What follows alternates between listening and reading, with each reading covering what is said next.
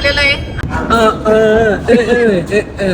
तर जे हरी मित्रांनो, मी तुमच्या सगळ्यांचा लाडका सोहम महाराज. तर मित्रांनो, तुम्हाला तर माहिती आपण व्हीआयपी डॉक्टरच्या कीर्तनाला चाललेलो आहे आणि हा पार्ट 2 आहे. पार्ट 1 पेक्षा हा पार्ट 2 लय खतरनाक असणार आहे. शेवटपर्यंत नक्की पहा ब्लॉग. मित्रांनो, विषय असा झाला होता, आपल्या गाडीतली पूर्णपणे सीएनजी संपून गेली होती. आता पंपवर गाडी आपण लाईनीत लावली होती व्हीआयपी मध्ये, आणि इथं व्हीआयपी डॉक्टर त्यांच्या व्हीआयपी कारचं 3D कॅमेरा दाखवत होते. आतमधल्या स्क्रीनवर बाहेरची अख्खी गाडी दिसत होती. बघू शकता, ही साईड जरी बघायची असली तरी हे बघा, आता तो माणूस आलाय ना लगेच.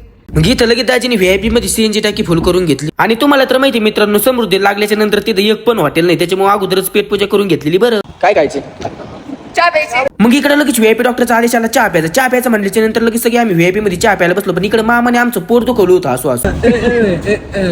मग चहा वगैरे पिऊन झाल्याच्या नंतर गाडी डायरेक्ट व्हीआयपी मध्ये समृद्धीला टाकली. आणि तुम्हाला तर माहिती, मामाकडे कोणती गाडी असू द्या, मामानी गाडी समृद्धीला टाकली. 200च्या खाली येतच नाहीत मामा. दत्त भाऊ एकदम जोरात गाडी पळू राहिलेत, त्याच्यामुळे आमले पाटलांचा जीव खालीवर होऊ राहिलाय. तर मामा आता कोणाचं ऐकायला तयार नव्हती. मामा आता डायरेक्ट आम्हाला व्हीआयपी मध्ये नेणार होती. कुठं?